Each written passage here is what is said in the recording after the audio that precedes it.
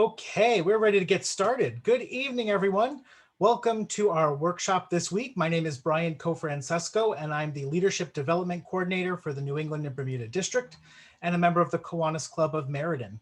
And I'm thrilled to welcome you to tonight's conversation with Governor Denis Murphy. It's nice to see so many Kiwanians here tonight, and I see that we have some new faces here. And I think we might have a few who are tuning in from other districts. And I see we also already have some folks watching on Facebook. So welcome to everybody.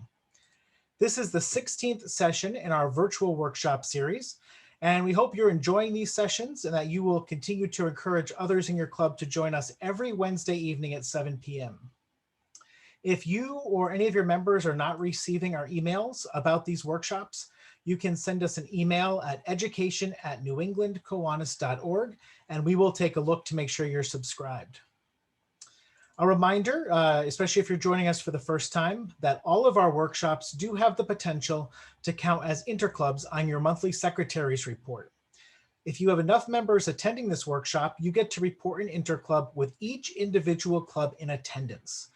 So that's why it is extra important that everybody please take a moment to go to the chat in Zoom and introduce yourself with your name and your club. And that will allow other clubs to report how many interclubs they have tonight. If your club is eligible for an interclub, you can do one of three things. One, you can write down the names of the clubs who are here and keep that for your records. Two, if you go to the chat, you'll see a ...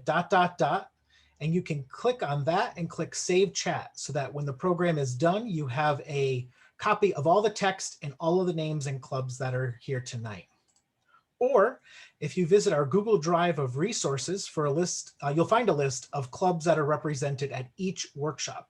And those are expertly compiled by David Griffin, the Education Committee's Interclub Liaison. And you can find a link to that always in your weekly confirmation email. Before we start tonight's workshop, a couple housekeeping points. Please remember to keep yourself muted to ensure an uninterrupted presentation. And if you're new to Zoom, the mute button is in the lower left-hand corner of your screen. And if you see a line going through the microphone icon, that indicates that you are muted. We invite you to keep your camera on if you feel comfortable. It's always nice to see everyone's faces and see some of our fellow Kiwanians from across New England and Bermuda. If you have questions for Governor Denis tonight, please post them in the chat. You can send them directly to me, or you can post them in the group to everyone. If you're watching live on Facebook tonight, please comment on the live stream, and we will ask your question at the end. Tonight's workshop will be about 1 hour, and you will be able to find recordings on our Facebook page and our YouTube channel. So with that, we're ready to get started. Tonight, we have a very special treat for you, a conversation with District Governor Denis Murphy. We usually have a couple Kiwanians who are fairly new, and so if you are new to Kiwanis, the District Governor is the Kiwanian who is elected to represent and lead our clubs across New England and Bermuda for a full Kiwanis year. A district is a geographic region in the Kiwanis world, and our district is New England and Bermuda. So we are comprised of 6 states and a British territory, which is wonderful. The governor leads the district board of officers and lieutenant governors, sets a vision and priorities for the Kiwanis year, oversees major initiatives like club building and membership growth, finances and conferences, appoints committee chairs, brings the message and priorities of the Kiwanis International President to the district, and so much more. Now, in a typical year, you would have had the opportunity to meet our governor, Denis Murphy, at one of our district conferences, or maybe during a governor's visit to your division. But as we know, this has not been a typical year, and we wanted you to get to know Denis and his background, and to hear about the many things he and his team have been doing at the district level throughout the pandemic. So tonight, we will share a pre-recorded interview between Governor Denis and our governor-elect, Gayla Bartlett. It'll last about 20 minutes, and then we will have some time to take your questions for Denis, who is joining us live tonight, as is Governor-elect Gayla. So I invite you to sit back and enjoy the conversation, and remember to drop some questions in the chat for Denis. And with that, Elise will get our feature presentation started.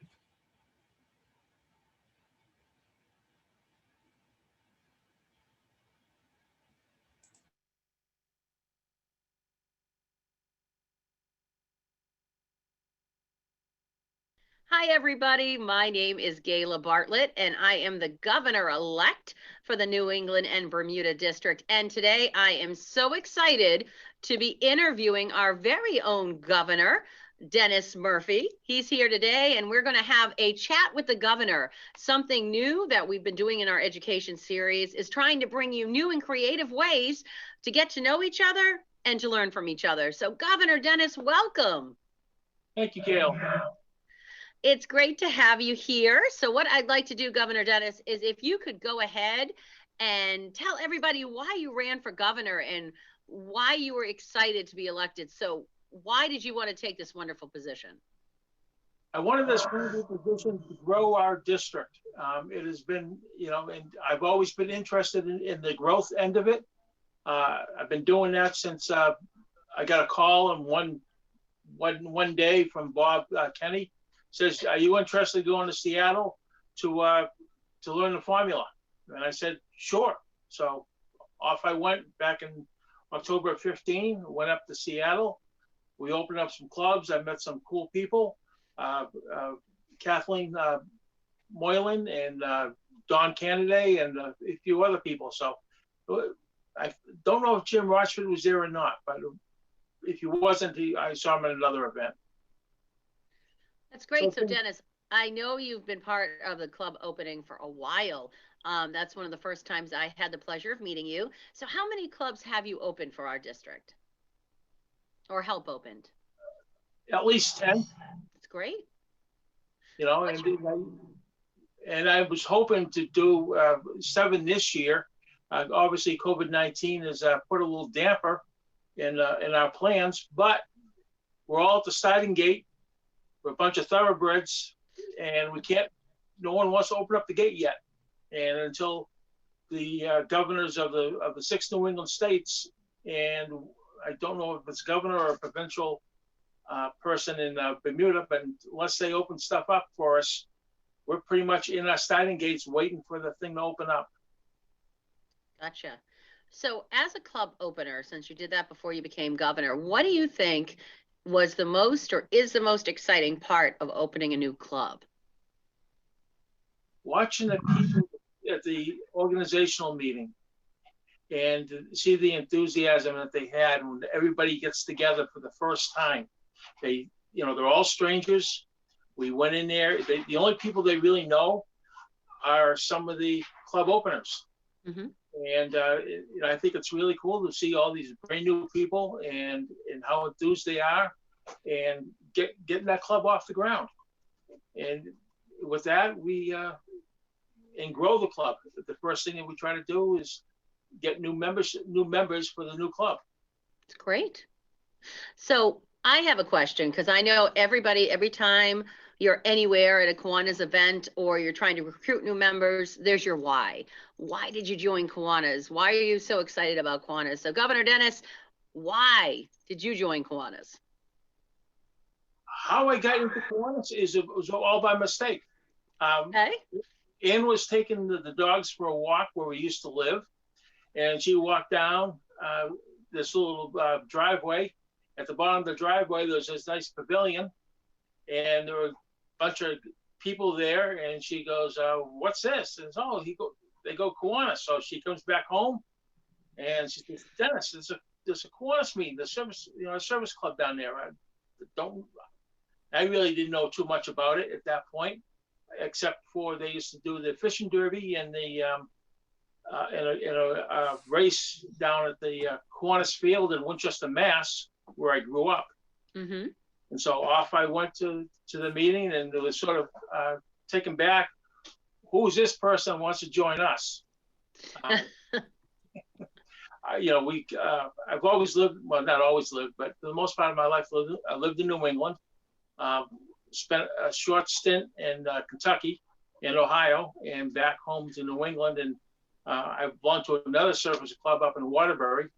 And so that got me interested in service. And, and some of the fundraisers we used to do with that club was pretty awesome. And we stuck our neck out buying a Harley Davidson and then raffling it off, or doing a Volkswagen Beetle. Wow. back in the early 2000s. So that got me, going. And when we moved to Winchester, New Hampshire, I really wasn't looking for anything. And like I said, Ann went for a walk with the dogs, and here I am. I think it's great because you and Ann, your wife, are both members of Kiwanis. Right. Which makes life so much easier when you travel together and you get to experience service together. Oh, definitely. And it's a lot of fun because, you're both doing common things that you like to do. Yeah. And we're also opposites. She has, hey, she likes art and English. I like engineering and, building whatever, cars, boats, additions or whatever. So we're opposites, but we're very much alike after 47 years. That's wonderful. Congratulations on that. So I think everybody, when you go into being governor and you serve the different roles in the district, and you've gotten to meet so many wonderful people and hear from different clubs about their challenges and, their room for opportunity and what they need help with from the district. And I know you've been doing a fantastic job with your education team, and every Wednesday night there's a seminar, and that is huge. So keeping those lines of communication open with the district is wonderful. So I commend you for that. What are some of your goals for this year that you, as governor of the New England and Bermuda district, hope to achieve with your team? I hope to, well, obviously we would love to open up new clubs. Shy of that, grow membership. We put incentives in place so that basically the membership is free. You have to pay up front, but you get reimbursed directly from the district because the money goes right to international. And once we verify that that's where the money went, we reimburse the individual, and so there's no out-of-pocket expenses for that particular person. Hopefully, the club is doing the same thing. But we're the only district in all of Kiwanis that's doing this. It's great. Which I think is, and so we're cutting edge in that respect. And I only know of another district that's helping people with membership monies due to COVID-19. I have friends that have businesses that there are Kiwanians, and and it's a bed and breakfast. They can't do anything. They're stuck. They are where they are, and and they haven't. They says, well, we really can't do anything this year. So okay, we'll take care of that. Right. So you initiated with your team. I know past Governor Elise has been she's been a huge catalyst of that and doing all the research. Yeah. I know it was one of her initiatives with you. So to have the COVID-19 or the relief grant for our members, which has been great. Right. And she took, not Gayla, your Gayla.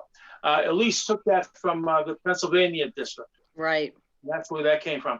And the Pennsylvania district, they went out on a limb doing that also, because they don't have the financial strength that we have in New England. And so that was really a stretch for them to do what they did. That's great. So what are some of your other initiatives? I know we have talked about diversity. Yep, and you've been exploring that committee. And I know Carl and Elise have been a part of that as well. Right. And that's an initiative that's going forward with Kiwanis International as well. That's correct. And it's a piece where I've always known a diversity in a little bit different way, but this what Carl and Elise are doing is opening my eyes to some of the other things about you start hearing all these letters, and I'll get them all mixed up, so I'm not going to talk, LB, and then goes a whole bunch more, and it's like, oh boy, I'll never memorize those, but I do know that there's we have a huge opportunity with other groups that sometimes they feel left out. And when I took a class in diversity over 20 years ago with the Boy Scouts, the person showed us an ear of corn. It was an Indian corn, and how the colors were all mixed together, but the middle of the corn, all the rows look the same size kernels. Everything's the same, but different colors. but on the ends, you had a lot different shapes, sizes. They don't really necessarily fit in a straight line anymore. And basically that's the world. I know I was on the call yesterday for International with the Diversity and Inclusion Committee, and they were, talking about launching it and some initiatives they had from the international perspective. And something they brought to light that, you don't really think of is basically making sure that all our meeting spaces are accessible.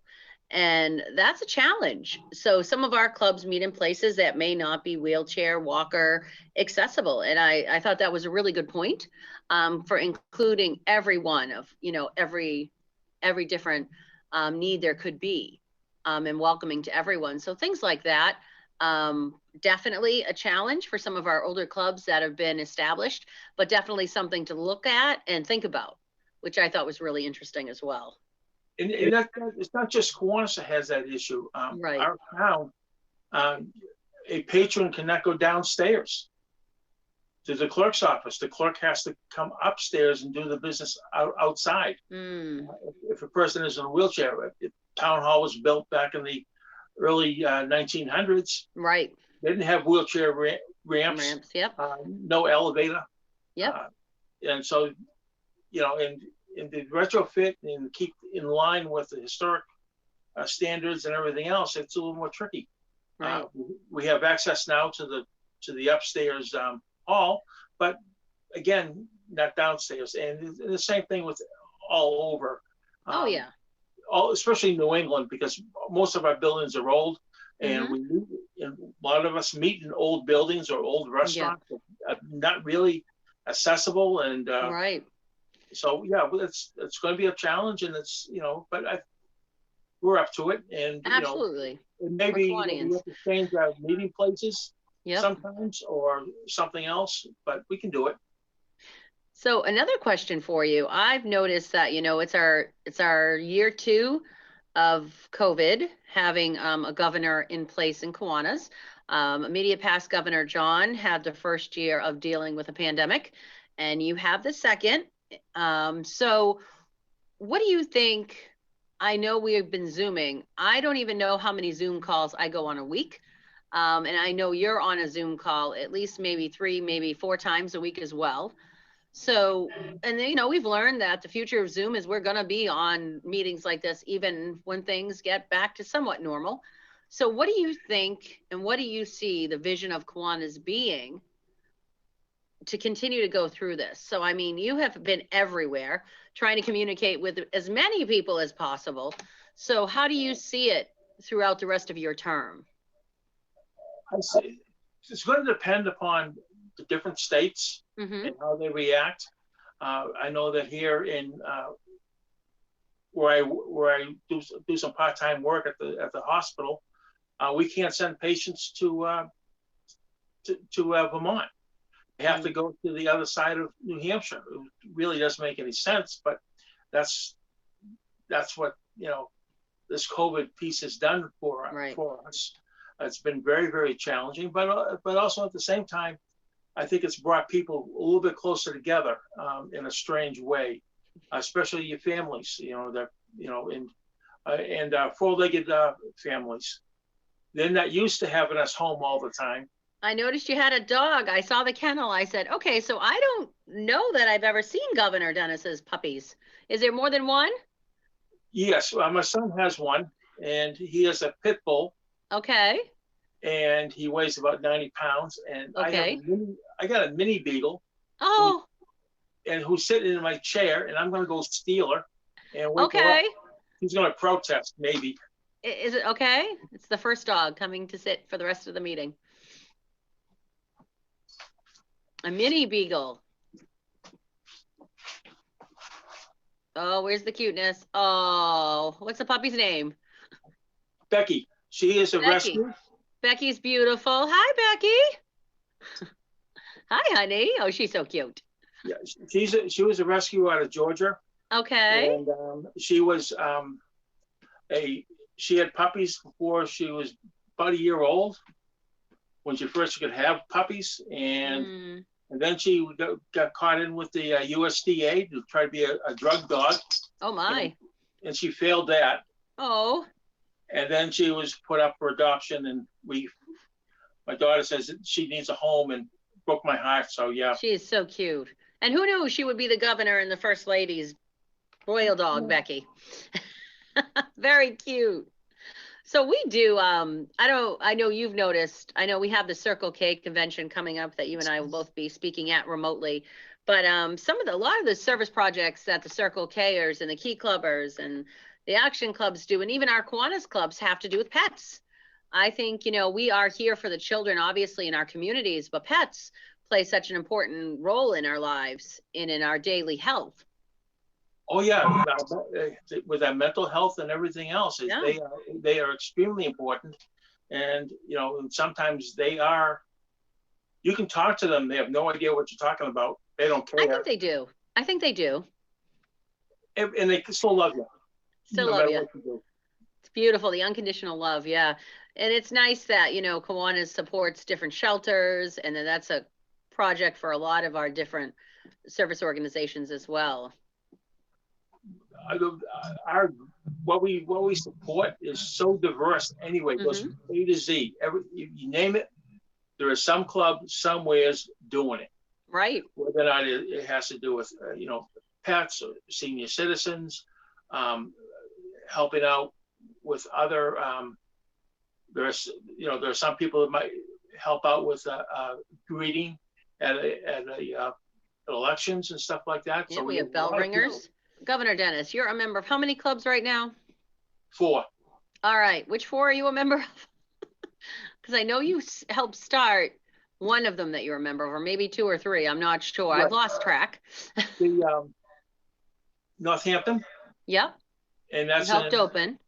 Yep. And that's in a different division than I live in. Yep. So we got Winchester, which is where I live. Yeah. New Hampshire, not Massachusetts. I wish we could put one back there at some point. I would love to. It's a beautiful town. And then let's see, who's the other one? Is it Kiwanis? Yeah, Kiwanis and Northfield. Wow, and did you help open Northfield as well? Yeah, no, that one's been around. Winchester originally sponsored that club back in the 1950s. And wow.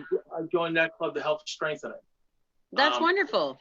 And that one's been a tough one because it's a very small community, and there's no business. So we are looking for other ways to grow membership, and we have that club is one of those small but mighty clubs. They sponsor a triathlon that's held in the fall, which is a canoe race, a run, and a bike. Wow. Canoe, kayak, depending upon what people have. Yeah.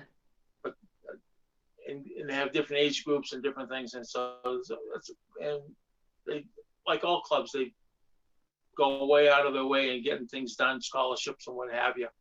I don't call them scholarships anymore, because scholarships hurt the kids because they count that towards their total award. So now they're grants or awards versus scholarship. So the kids get to keep the money versus having it deducted from whatever they're financial aid, which doesn't help the kid anyways. The kid needs it the first semester. The crazy sheets and blankets that you got to have in the dorm. Those sides. The books. Yeah, the books are crazy. $150 a piece or more. It's like, when I was a kid, books were $10, $12 a piece. Yep. Them days are gone. Yeah, long gone, but that's okay. So what would you say to anyone that's watching this today that may be aspiring to be a leader or step up and be a lieutenant governor or president of their club or district chair? What would your words of wisdom for them be, Governor Denis? Do it. You might be out of your comfort zone. Do it. You won't fail.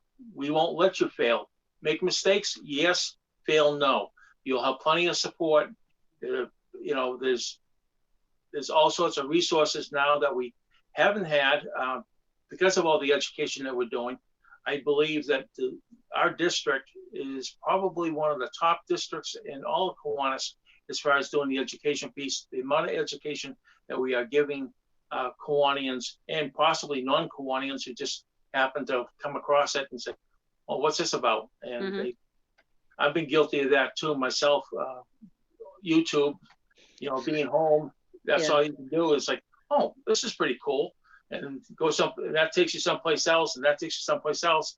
By the time you get done, you've done 4 or 5 different subjects all over the world, and just good education. That's great.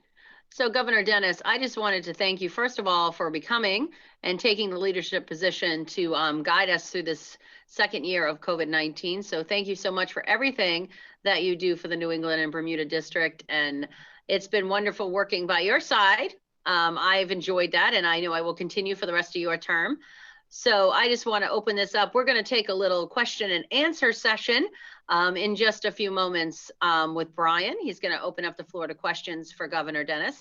And I just want to thank you all for joining us and learning a little more about your governor that you might not have known. I'm Gayla Bartlett, and I hope you have a wonderful rest of the night. On behalf of myself and Governor Denis, take care.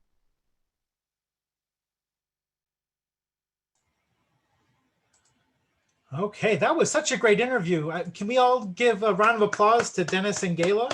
That was wonderful. Thank you. All right, so it is now my pleasure to welcome, live from Winchester, New Hampshire, your District Governor Denis Murphy, and live from Danvers, Massachusetts, your Governor-elect Gayla Bartlett, who are here to answer your questions. Let's give them a round of applause, and Gayla will take over from here. Okay, thank you, everybody. First of all, it's great to see all of you. Happy Wednesday, everybody. It's great to see you. Governor Denis and I are excited. I feel like we're doing the Denis and Gayla Roadshow lately, going all over creation, and we love it. There are so many magical, wonderful Kiwanians that we've yet to meet. So if we haven't met you before, hello. The first question I have here, Denis, Governor, I'll let you start with this one, and then we can go through them. Denis and Gayla, do you work together with your 2 leadership roles? Governor, would you like to answer that one? Can you repeat that again? They would like to know if we work together with our 2 leadership roles, meaning governor and governor-elect. We most certainly do. I don't think there's more than 2 or 3 days that I don't call Gayla or vice versa. Emails, what have you. I like to think that we're somewhat tied to the hip. Make sure that we're getting things done. There's going to be some initiatives that we're going to be doing. This next, in August, our board, the 2 boards are going to meet and have a transition period. Something the foundation does, but the district has never done that. And we're going to try it and see what goes on and see if hopefully it works. And if it does, we'll keep on doing it, because we gotta have a better transition, and we gotta have more working together than we ever had. And that's the only way we're going to be able to move forward. Okay, very exciting. Denis, Governor Denis, are you willing to visit clubs or divisions virtually? Yes. It's sometimes it can be difficult because you can't do 3 or 4 Zoom meetings in one night. Yep. And Denis, they want to know how they can get in contact with you to schedule a visit. Can you hear me? Governor Denis? Yep, I'm here. Okay, they would like to know how they can get in contact with you to schedule a visit, because we know we need advance notice to schedule a virtual visit with you. Your calendar fills up very quickly, especially when there's 3 Zoom calls in one day. So how can they schedule a visit with you? I think they, our wonderful tech person today, our educational goddess Elise or Brian, could put that in the chat for us. Denis, is that okay with your email to be out there, buddy? My email, not the New England district email, but my real email, dmurphy2nd@comcast.net. Okay, and the other one, just so you know, forwards to your email. So if people use that email address as well, that will forward right to your general email box, so you'll see it. So that's a good thing to know too. And I'll give you a couple of phone numbers. He's not awake 24/7. Please don't say 24/7. He does sleep, I promise. Anyways, You put those in the chat, Governor. 603, I don't know how to use a chat because I'm using my phone, Okay, my computer. Elisa's got it. Go ahead, Dennis, it's fine. 603-239-4631. That's my home number. 603-762-3102. That's my cell. And I do texting too. So whatever, and don't be afraid to call me 10:30, 11 o'clock at night. I know, Gayla, I'm not going to say 24/7. Thank you. Okay. Have you heard about any successful projects or fundraisers that clubs are doing during the pandemic right now? I've heard of a few. There's people are thinking outside the box. There was one club that did a pig plop. Mhm. There are other clubs that have been doing stuff with the virtual, doing the animals going down the rivers and selling the tickets virtually. So there's been a whole bunch of stuff in that regard. There's been online auctions. A couple of clubs that I know have done that one. Mhm. And so there's a whole bunch of, whatever you think you can do, what you can do it virtually. A little bit more ingenuity, a little bit more, you may have thinking outside the box, a little more tech help, but it all can be done. Right, we It's just did. just a different way of doing it. We just went to Shamrock Bingo with the Chelsea Club, and that was a hoot. What a lot of fun that was. Oh my goodness. Very stressful, but very fun. That was really cute. There's been online trivia with the Young Professional Club and some other clubs as well. I know there's fundraising going on now. There's a virtual 5K that the Young Professionals have got going. Kiwanis is selling candy and flowers and there's other clubs selling Easter baskets. There's an Easter basket raffle that you can get in on that they did for St. Patrick's Day. And then, oh my goodness, there's cash calendars out there. I know our district Facebook, I don't know about you, Governor, but I'm on there all the time. And every time I turn around, I'm like, whoops, yep, something else to purchase. Whoop, there's another thing. Everybody's doing so much. My goodness. We could have a new event every day to go to. If these weren't virtual, we'd be very busy. We would need capes. All right, what's the next question? Does the district board still meet during the pandemic, Governor Denis? Most definitely. And we have met. That's how we're able to get some of these programs moving forward. The diversity piece originally, that was all done virtually. The membership piece, a couple of different membership initiatives were all done virtually. There's going to be more virtual meetings coming up because of the district convention. We have to make a decision about district convention. We're going to do it in person. We're going to do it virtually. Going to do a hybrid. And I cannot make that decision by myself. I need my board to help me make that decision. Thankfully. Okay. Do you have any messages we should bring back to our clubs from the district? Governor Denis? Yeah. What would you like to send them back to their clubs? Just remember, kids need Kiwanis, and the kids are why we're doing what we're doing. And we just keep concentrating on that, and things will move. And don't forget to use your resources that you have, the district resources, the stuff that's on the Facebook. You get people's contact information. We'll be more than glad to help you, no matter what your situation is. So we are going to be moving forward and keep kids in the eye. Okay, very nice. So we got a comment on Facebook for Governor Denis. Beautiful dog. I envy your position as governor of Kiwanis district. That includes Bermuda. Have a great conversation. Carolina's district governor, Chris White. So I'm assuming Chris is in your governor's class with you. And that was nice that they were watching on Facebook. Yep, he recognized the name. Can't always put faces with the names, but I do recognize. That's okay. It's all good. Can you talk more about scholarships versus grants? That was a question someone had. Can you talk more about scholarships versus grants? What we this from my understanding, the way that the school systems work, once you announce the word scholarship, and when you do your financial aid package with the school, and they go, oh, okay, do you have any scholarships from whatever? They add those up, and that becomes part of your total financial package, and they try to make it look zero sum. So if you get 10,000 on one side, they want 10,000 on the other side, so you get zero.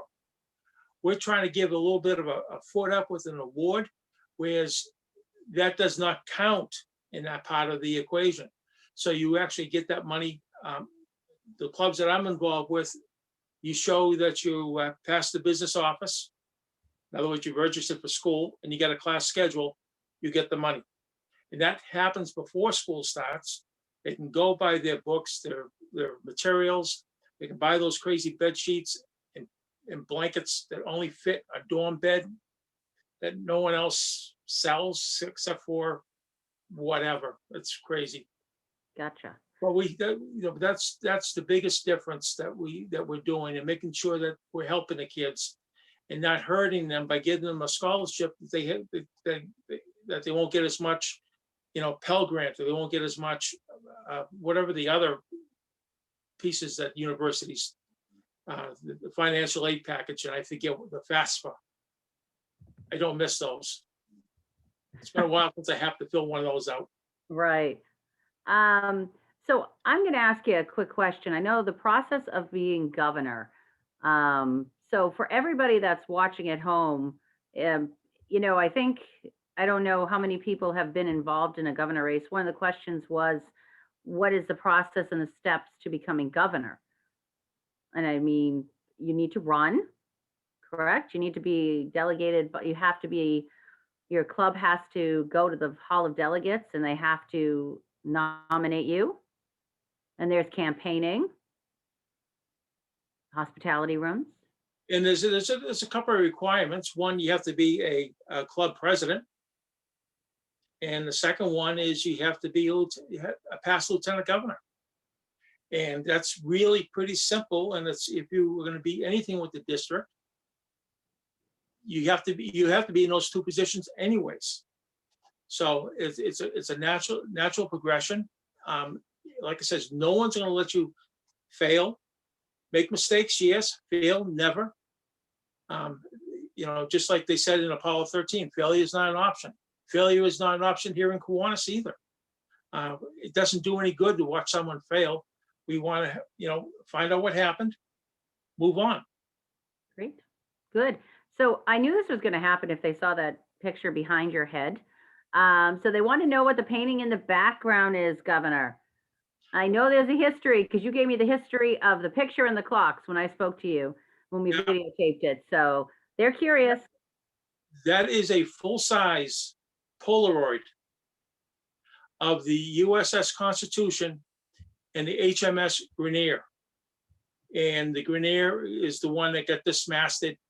And that was the ship that basically had one of the crew members said, old iron side, called the iron, it must have sides made of iron, because our cannonballs are bouncing off of it. And the surrender of that boat was a little bit interesting. I guess we have to, because we don't have any masts, we don't have any bowsprit, we have nothing, and the flag is down. So I guess we are surrendered.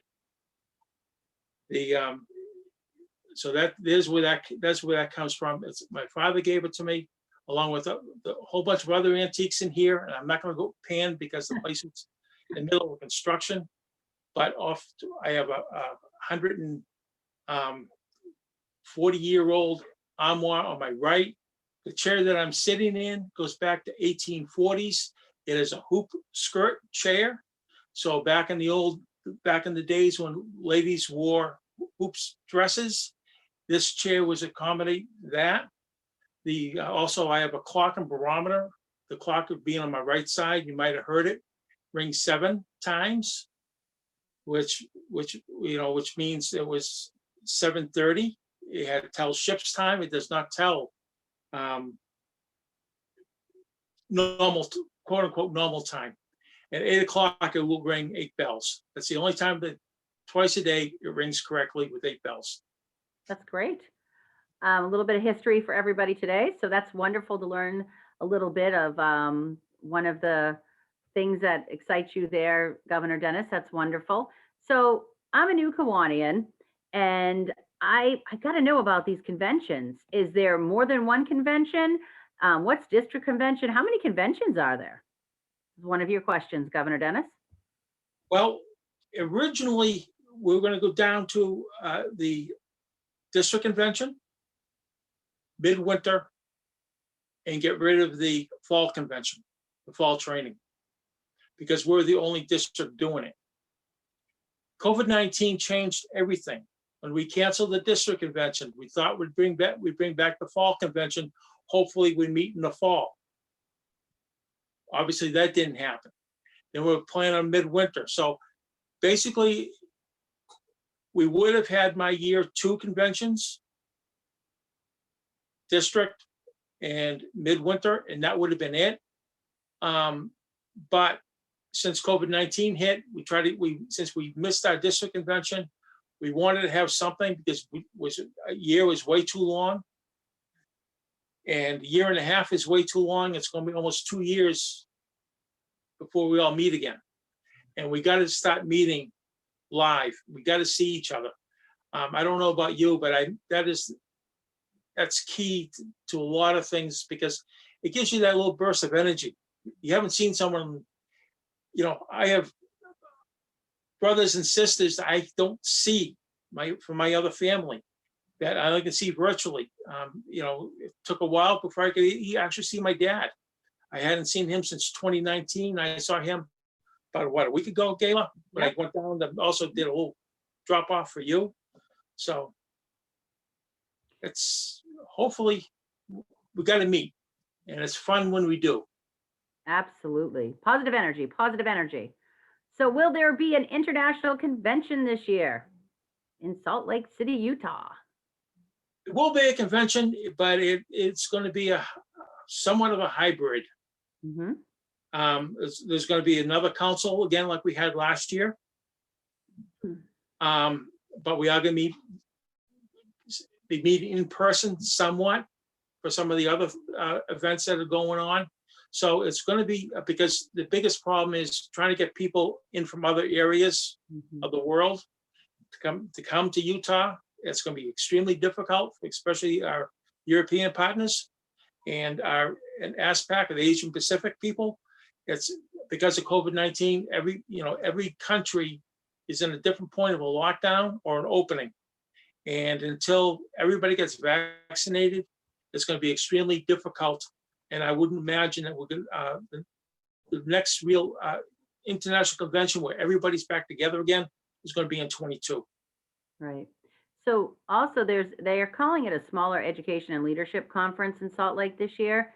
It's June 24th to 26th. If you go online, I believe it's $39 for the educational portion.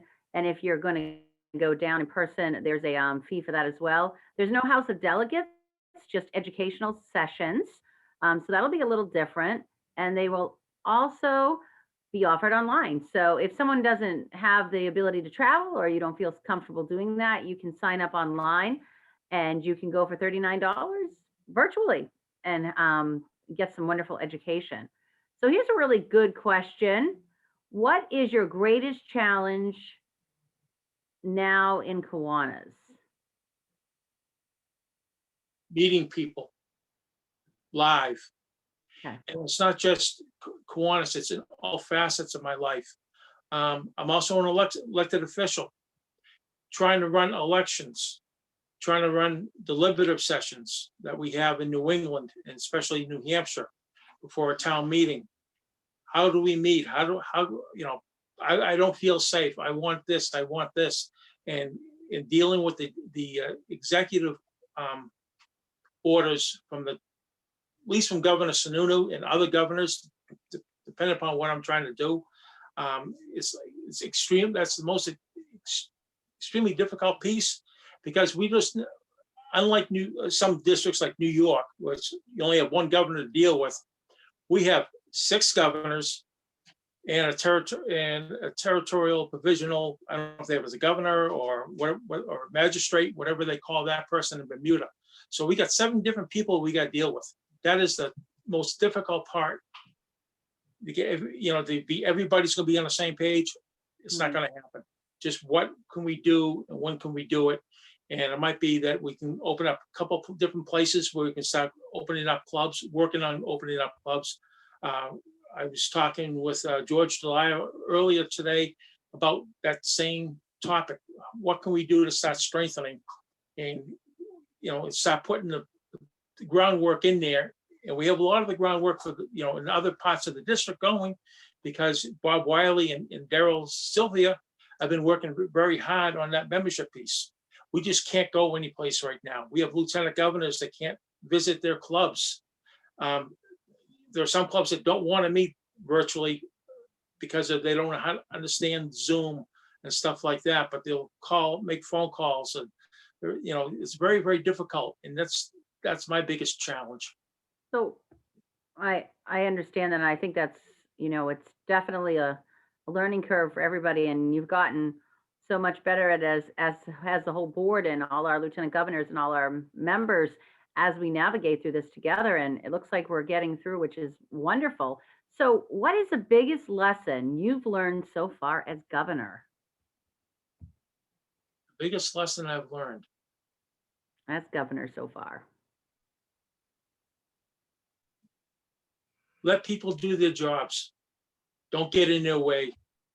They know what they're doing. Otherwise, they wouldn't have, you wouldn't have asked them to do that job.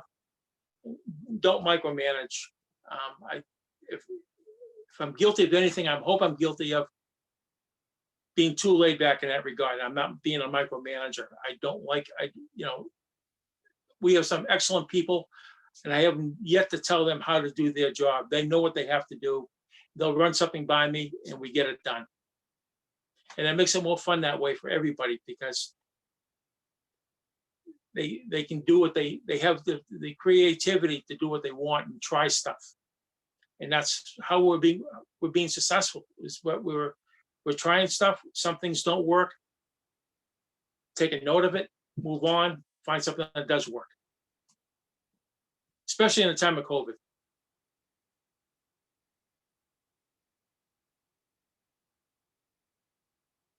For questions so far. Sherry, you asked a question about Key Club. Where's Sherry? I saw her face just a second ago. Sherry, I'm actually going to take a screenshot and I'm going to send that over to Will. He is our Key Club advisor. What's his exact title, Elise? He is our Key Club district administrator. Thank you so much. So that is definitely a Will question. So we will get that question over to Will for you. Can you do me a favor? Sherry, can you put your email in there in the direct message you sent me so I can get that to Will as well? And we can get that question answered for you, if that's okay. Where's Sherry? I can't see her anymore.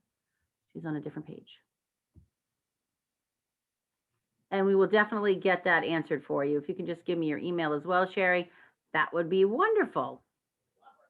Thank you so much.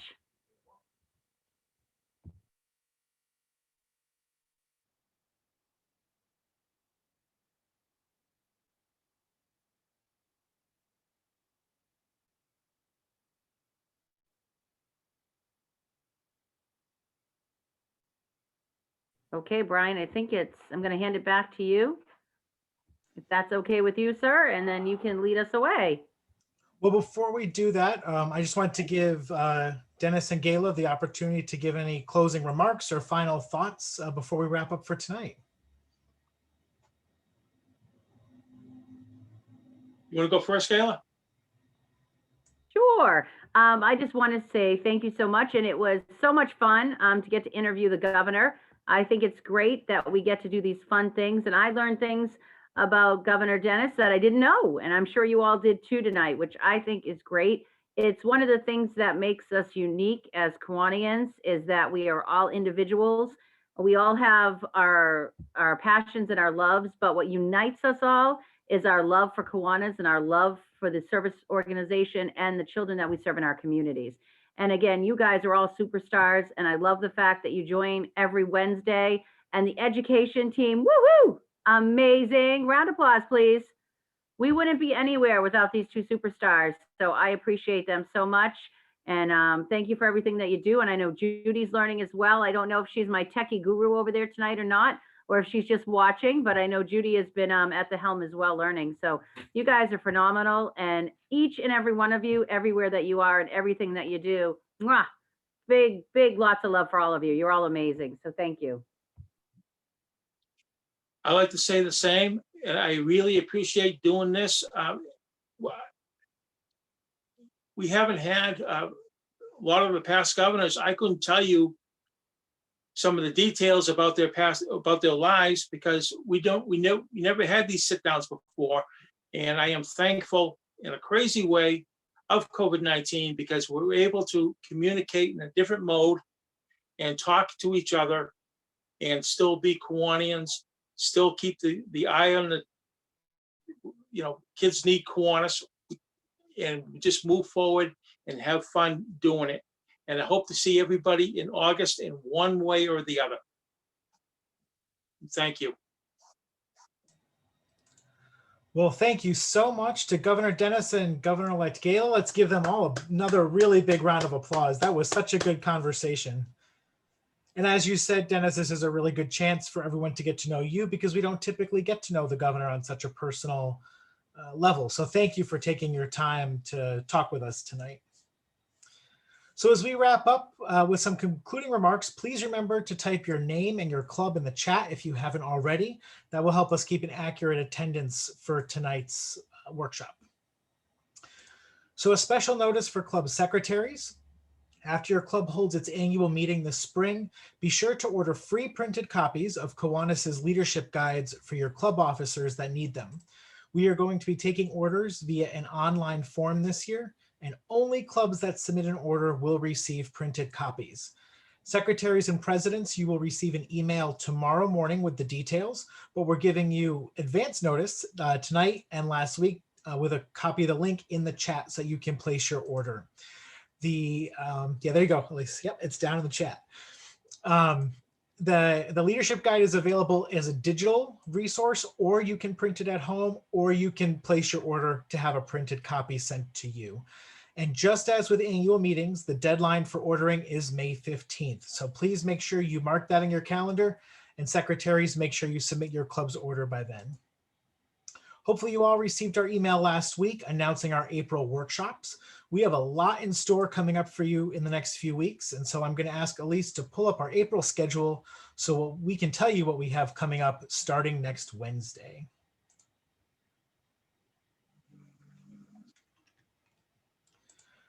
All right, so on April 7th, which is 1 week from tonight, we invite you to tune in for There Is No Strength Without Struggle. We will be welcoming Jim Janasik from the Ohio District, who is our USA Region 1 Club Strengthening Advisor, as well as Emily Sharp from the Kiwanis International Office, who is our Area Director. And they're going to be sharing ideas and resources for building strong clubs. So that's next Wednesday, April 7th. Then on April 14th, we have Sean Smith from the Pennsylvania District, who is presenting LGBTQ and You, creating safe and positive environments for LGBTQ youth in service leadership programs. This session will provide a baseline understanding of the current gender terminology, an overview of the gay rights movement, and how to interact with students and fellow club members who identify as lesbian, gay, bisexual, transgender, or queer. And that is on April 14th at 7 o'clock. Now, you may have heard through the grapevine, or you also heard Denis talk tonight about some special initiatives that the district is offering to encourage clubs to recruit new members this year. So on Wednesday, April 21st, we will host the new member initiatives from the New England and Bermuda District workshop. Membership Committee Co-Chair Bob Wiley and other district leaders will share new initiatives that will support clubs like yours in recruiting and retaining members. So make sure you sign up for that one. And we will wrap up our April workshops on April 28th with Elizabeth Warren, who is the manager of corporate relations at Kiwanis International. She will be presenting Learning More About Kiwanis Partners, which is an overview of the various partnership opportunities, or various opportunities, I should say, that Kiwanis International's partners provide members and clubs. So that'll be another great workshop to learn about the different offerings right from Kiwanis International. Elisa's dropped a link in the chat down below, so make sure you click on that and register for our workshops, which start next week. Please also remember to encourage your fellow members to sign up. We have information about the upcoming workshops and more on our district Facebook page, in our district Facebook group, and of course at the registration link in the chat. If you go to YouTube, you can also search for New England and Bermuda District of Kiwanis, and you can find a playlist with most of the workshops or webinars that we've held to date, recordings of the live sessions. To access resources from our past workshops, take a look at your confirmation email, the one you received this morning, or click on the link in the chat that says Google Drive, and it'll take you to a Google Drive folder where you can find the presentations from all of our virtual workshops. That's also where you can find the attendance lists if your club qualifies for an interclub. I would like to thank our District Education Committee, which includes Elise DeNorfia, Judy Barrett, and David Griffin, who help every week behind the scenes to make these weekly workshops possible. So I hope you'll give them a big round of applause from wherever you're tuning in tonight for all of their help to make these sessions possible. So with that, a big thank you to our esteemed leaders, Governor Denis Murphy and Governor-elect Gayla Bartlett, and to each of you for joining us and participating in this workshop series. We had a few Kiwanians from other districts join us tonight. I saw online the Carolinas and Barbados, and I want to thank them for spending their evening with us here in New England and Bermuda, and we hope you'll join us again. With that, we hope to see you next Wednesday for There Is No Strength Without Struggle. Stay safe, be well, and of course, thank you for being a Kiwanian. Have a great night.